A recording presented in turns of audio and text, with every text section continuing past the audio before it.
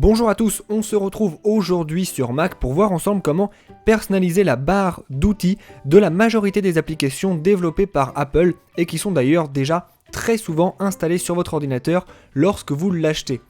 Pour ça, j'ai ouvert deux applications, j'ai ouvert l'application Pages et j'ai ouvert l'application Mail. Je vais vous montrer comment ça se passe pour ces deux applications et ça se passe exactement de la même manière pour la grande majorité de toutes les applications faites par Apple, à savoir le Finder, Safari, Mail comme je viens de le dire, Numbers et Keynote également, pas iPhoto, pas iMovie par contre, pas l'App Store, pas iTunes, pas calendrier. Mais voilà, du coup il faudra faire un petit peu au cas par cas, vous essayez et si vous trouvez le petit endroit que je vais vous montrer maintenant et qui permet de personnaliser votre barre d'outils, c'est que vous pouvez le faire et on va du coup faire deux exemples exactement comme je l'ai dit. On va commencer par l'exemple avec Pages où on va donc personnaliser les choses que vous voyez ici. Alors comment faire pour personnaliser ça ? Eh bien il se faut simplement se rendre sur l'onglet Présentation et là vous faites tout en bas personnaliser la barre d'outils. Lorsque vous faites ça, vous voyez qu'il y a ici quelque chose qui s'ouvre avec tous les icônes de ce que vous pouvez mettre dans votre barre d'outils.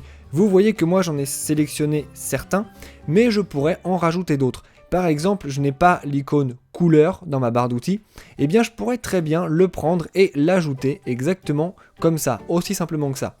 Si finalement je n'ai pas envie d'avoir l'icône couleur dans ma barre d'outils, eh bien je le reprends et je l'enlève exactement comme je viens de le faire. Et du coup, eh bien, vous pouvez vraiment choisir parmi tout ce que vous voyez ici, ce que vous voulez avoir directement dans votre barre d'outils ou ce qui ne vous sert absolument à rien et du coup que vous ne voulez pas dans votre barre d'outils. Autre chose assez intéressante que vous pouvez personnaliser, c'est ce que vous voulez voir apparaître en termes d'affichage. Vous avez différentes options, par exemple icône seulement ou alors icône et texte. Vous voyez que quand je coche icône et texte, eh bien j'ai l'icône et j'ai le texte de ce qu'est l'icône pour bien savoir à quoi il sert.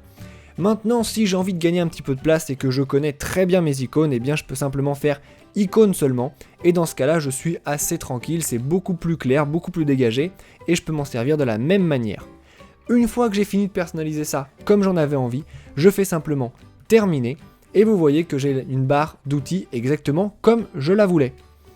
Maintenant, si je vais dans l'application Mail, juste ici, eh bien je fais exactement pareil. Je vais trouver l'onglet Présentation, et après ça je cherche personnaliser la barre d'outils. Alors c'est pas toujours le dernier tout en bas, vous voyez que là ça n'est pas le dernier, mais il est là quand même.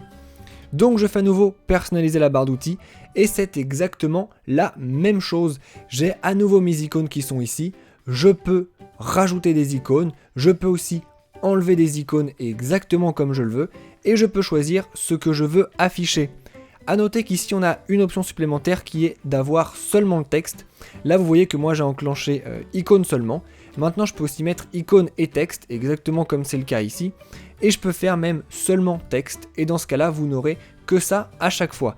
Moi je vais laisser icône seulement parce que je préfère ça. Et lorsque j'ai fini, à nouveau je fais terminer. Et ma barre d'outils est personnalisée exactement comme moi je la voulais. Vous savez donc maintenant comment personnaliser la barre d'outils des applications qui sont faites par Apple et qui sont dans votre Mac lorsque vous l'achetez. Encore une fois, ça ne fonctionne pas avec toutes les applications. Par exemple, vous ne pouvez pas personnaliser la barre d'outils de iTunes. Donc ce que je vous conseille de faire, c'est tout simplement d'ouvrir toutes vos applications, au moins du coup toutes celles que vous avez envie de personnaliser, et simplement d'aller voir dans Présentation s'il y a personnaliser la barre d'outils. Si c'est là, vous pouvez le faire. Si ça n'est pas là, vous ne pouvez pas le faire. C'est aussi simple que ça.